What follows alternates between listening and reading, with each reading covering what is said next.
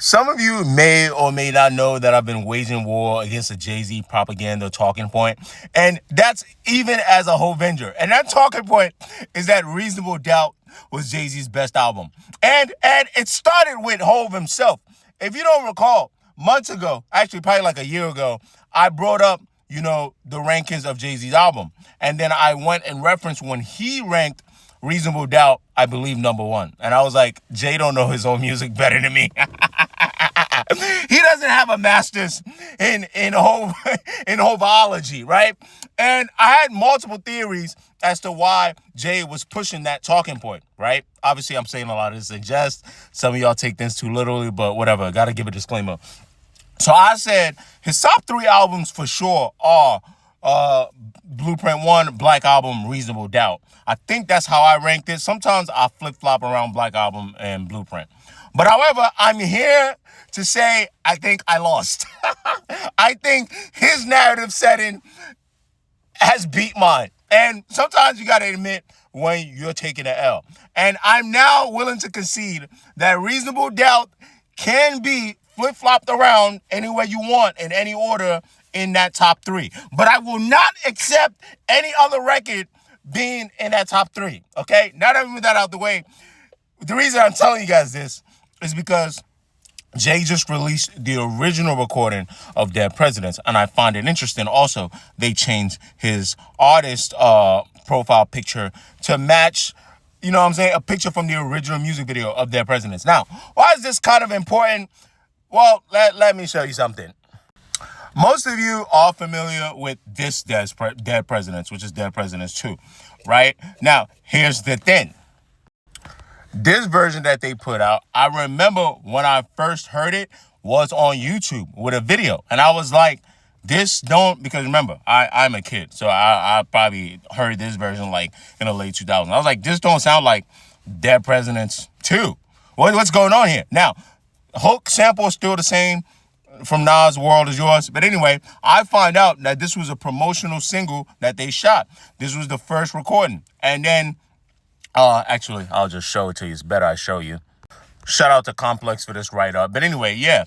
So it's on streaming now, and you see here, the rollout also includes newly pressed vinyl, cassette, and CD editions. I'm most likely going to cop that as a vinyl because I'm trying to see if I can start my vinyl collection. But anyway, so this would probably be the appropriate one to really get things going. But anyway, it was produced by Ski, Primo Lace Me, Ski did too, Reasonable Doubt, Classic, Shoulda Went Triple, Propaganda. But anyway, and then... It was released independently. All these things are important through Rockefeller. However, the original version did not appear on the final album track list. Instead, Dead Presidents 2, a rework version featuring new verses over the same production, was included in Reasonable Doubt. Okay? Now, here's why I said I enjoyed it. I listened to it. I've already heard it before. I've already seen the video before. A lot of people had it on like VHS and shit. It's really cool. It's a real cool hip hop thing.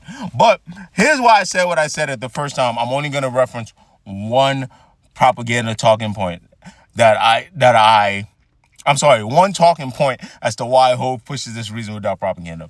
And the one is, and why it's more important, and let me get serious, is the attachment to his album for him is something that shows the beginning of a major non-street accomplishment, in my opinion. Because you got to remember, Reasonable Doubt time, Hov is 26. Jay is 26, and Jay's not 26 like, now where you can do whatever. The internet exists. I'm in my 30s. I'm making content. Like, you know what I'm saying? He's 26 at a time in hip-hop where it's like, if no label wants to talk to you, if you kind of cooked. And independently, him and his buds, Dame, Biggs, they finance their own shit. And I could see why on the 30th anniversary, because Reasonable Doubt came out in 96, while this is being re-released, right, on streaming, released on streaming, I can see why he chooses this type of moment to, to kind of celebrate a date. I don't think he's much for celebrating dates in terms of, accomplishments and anniversaries and stuff like that. I can see why.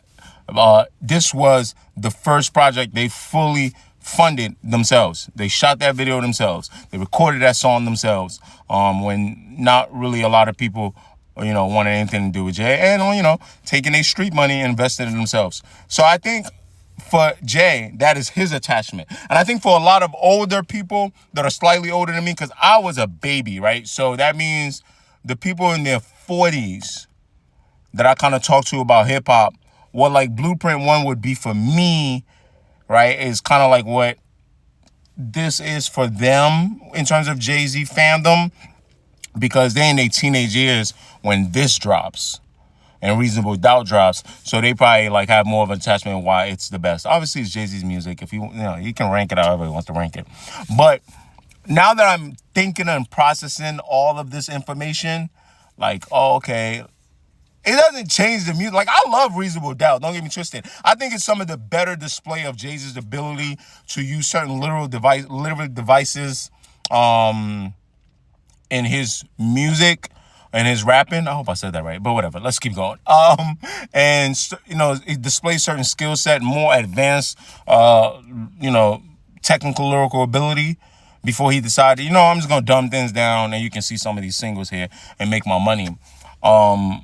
So I like Reasonable Doubt for that, but I think sometimes it's a little more about the music for him.